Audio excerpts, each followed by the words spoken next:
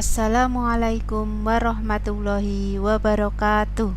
Salam Merdeka Belajar. Perkenalkan, nama saya Atun Widyastuti SSI, Guru SD Negeri Sumberagung, Kecamatan Gerabak, Kabupaten Purworejo. Setelah mengikuti pelatihan mandiri Merdeka Mengajar, yang mana terdiri dari 8 topik, pada kesempatan kali ini saya akan melaksanakan aksi nyata pada topik yang pertama, yaitu tentang Merdeka Belajar, menyebarkan pemahaman tentang topik Merdeka Belajar. Setelah mempelajari topik tentang Merdeka Belajar, diharapkan kita dapat yang pertama, memahami gagasan dan prinsip pendidikan berdasarkan pemikiran dari Ki Hajar Dewantoro. Yang kedua, memahami untuk memfasilitasi murid agar tumbuh sesuai dengan kodratnya. Dan yang ketiga, yaitu penerapan pembelajaran yang memerdekakan murid. Bapak Ibu guru hebat, dalam topik Merdeka Belajar, terdapat 5 modul yang kita pelajari. Adapun modul yang pertama, yaitu mengenali dan memahami diri sebagai pendidik. Modul yang kedua, kita akan belajar tentang apa itu mendidik dan mengajar. Modul yang ketiga, ilmu tentang mendampingi murid dengan utuh dan menyeluruh. Modul yang keempat, mendidik dan melatih kecerdasan budi pekerti. Modul yang kelima adalah pendidikan yang mengantarkan keselamatan dan kebahagiaan.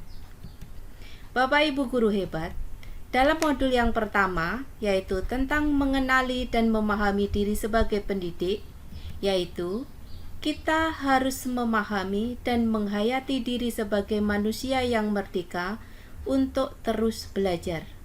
Nah, sebelum memerdekakan murid, tentunya kita harus memerdekakan diri sendiri terlebih dahulu dengan cara merefleksi apa yang telah kita lakukan sebagai seorang pendidik. Kemudian, kita harus bisa menyelaraskan peran guru yang relevan dengan konteks murid dan zaman. Adapun yang ketiga, bertutur kata lembut, mendengarkan pendapat, memotivasi untuk gemar dan senang belajar. Lantas, bagaimana mendidik dan mengajar pada kurikulum Merdeka Belajar itu? Perlu kita ketahui bahwa dalam sistem pengajaran zaman kolonial yang masih kita pakai sampai sekarang ini, perlu kita rubah. Sistem pengajaran tersebut diantaranya: 1. Meminta murid berdiri di depan kelas saat lalai mengerjakan tugas. 2. Murid duduk rapi menghadap ke depan dengan kelas yang hening. 3. Melakukan perankingan berdasarkan nilai pengetahuan. 4. Menyeragamkan pembuatan tugas. 5. Memukul murid karena tidak mengerjakan tugas. Bapak Ibu guru hebat, pada modul yang kedua, kita akan mempelajari tentang mendidik dan mengajar. Nah, mungkin kebanyakan dari kita menganggap bahwa mendidik dan mengajar adalah dua hal yang sama. Padahal, mendidik dan mengajar adalah dua hal yang sangat berbeda.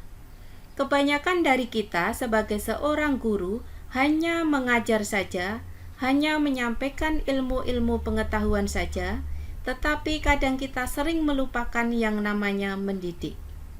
Yang perlu kita perhatikan sebagai seorang pendidik adalah: yang pertama, pengajaran merupakan bagian dari pendidikan. Jadi, penyampaian ilmu pengetahuan dan materi yang kita sampaikan kepada peserta didik masuk ke dalam bagian dari pendidikan.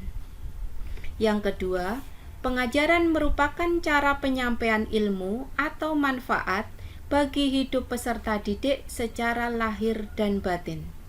Jadi, dalam pengajaran itu kita menyampaikan ilmu dan dikaitkan dengan kehidupan sehari-hari, Sehingga ketika siswa atau peserta didik menghadapi masalah-masalah di dalam kehidupannya, mereka dapat menyelesaikan dengan mudah.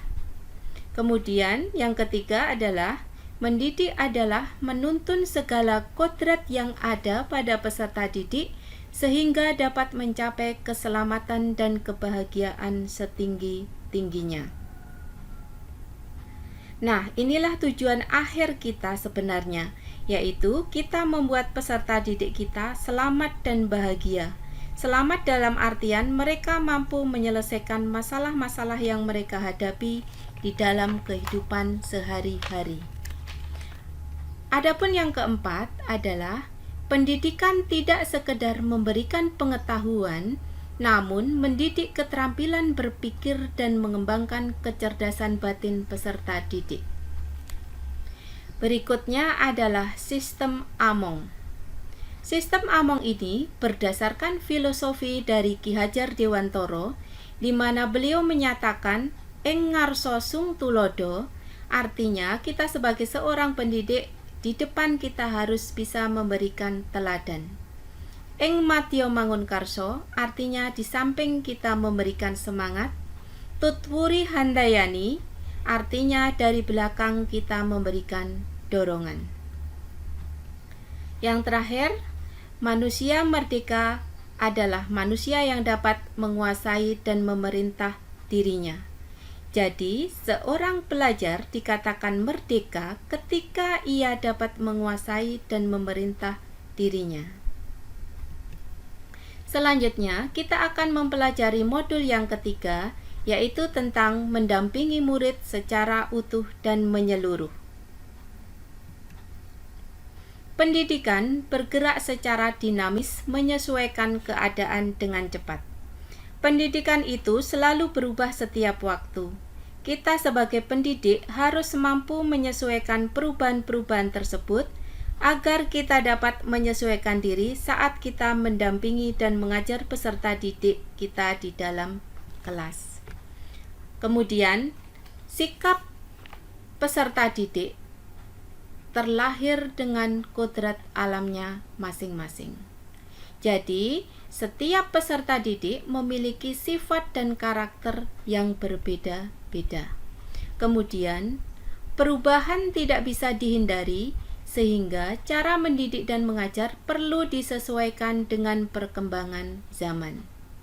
Perubahan yang terjadi seiring perkembangan zaman memang tidak bisa kita hindari. Salah satunya adalah dengan perkembangan teknologi. Perkembangan handphone atau HP yang semakin canggih terkadang mengurangi peran guru dalam menyampaikan ilmu kepada siswa, karena mereka bisa mencari sendiri di dalam HP mereka masing-masing. Nah, peran kita sebagai pendidik harus bisa menyesuaikan perubahan tersebut dengan turut serta menguasai teknologi-teknologi tersebut yang kita aplikasikan dalam kegiatan pembelajaran. Kemudian, guru dapat merancang pembelajaran yang berkelanjutan, terbuka berdasarkan kebudayaan bangsa sesuai dengan asas trikon dari Ki Hajar Dewantara, yaitu kontinu, konvergen, dan konsentris. Kontinu artinya pengembangan secara berkesinambungan yang dilakukan secara terus-menerus dengan perencanaan yang baik. Konvergen artinya pengembangan yang dilakukan dapat mengambil dari berbagai sumber di luar, bahkan dari praktik pendidikan di luar negeri. Konsentris artinya pengembangan pendidikan yang dilakukan harus tetap berdasarkan kepribadian kita sendiri. Bapak Ibu guru hebat, pada modul yang keempat, kita belajar tentang mendidik dan melatih kecerdasan budi pekerti. Jadi, kita tidak hanya sebagai guru hanya menyampaikan ilmu pengetahuan yang berkaitan dengan mata pelajaran yang kita ampu, tetapi kita diminta untuk mendidik dan melatih kecerdasan budi pekerti atau membentuk karakter siswa. Budi pekerti merupakan hasil bersatunya gerak pikiran, perasaan, dan kehendak sehingga menimbulkan suatu tenaga. Budi pekerti juga merupakan perpaduan cipta, rasa, dan karsa. Budi pekerti peserta didik tidak hanya dibentuk di lingkungan sekolah saja, tetapi juga terbentuk dari lingkungan keluarga dan masyarakat. Kodrat anak diibaratkan kertas yang sudah terisi penuh, yang terisi berbagai macam coretan dan tulisan. Nah, tugas pendidik adalah menebalkan dan memperjelas arti dari coretan dan tulisan tersebut. Adapun pada modul yang kelima, kita akan mempelajari pendidikan yang mengantarkan keselamatan dan kebahagiaan. Jadi, tujuan akhir pendidikan adalah memberikan rasa selamat dan kebahagiaan pada para peserta didik kita. Sebagai seorang guru, tidak hanya mengajarkan ilmu pengetahuan saja, tetapi guru harus mampu membimbing dan memantau peserta didik untuk mencapai pemahaman yang bermakna. Yang kedua, perspektif guru tidak selalu sama dengan perspektif peserta didik. Jadi, cobalah kita mulai dari sekarang mengubah sudut pandang kita. Jangan hanya sebagai pendidik, kita melihat dari sudut pandang kita sendiri, tetapi melihat dari sudut pandang dari peserta didik. Karena pasti hasilnya akan berbeda daripada kita hanya egois dengan kemauan dan keinginan kita sebagai seorang pendidik. Yang ketiga, fungsi pendidikan adalah mengantarkan peserta didik agar siap hidup dan mampu mengisi zamannya. Jadi, pendidikan yang secara utuh dan menyeluruh itu sebenarnya tujuan akhirnya adalah menyiapkan peserta didik agar siap saat terjun ke dunia nyata. Sekolah menjadi suatu tempat di mana kita membentuk karakter mereka agar nantinya mereka bisa menyelesaikan masalah-masalah dan problematika yang mereka hadapi dalam kehidupan sehari-hari yang bisa membuat mereka selamat dan bahagia. Demikian tadi paparan saya mengenai topik Merdeka Belajar. Saya berharap Bapak Ibu bersedia memberikan umpan balik setelah menyimak paparan dari saya. Sekian, terima kasih. Salam Merdeka Belajar. Wassalamualaikum warahmatullahi wabarakatuh.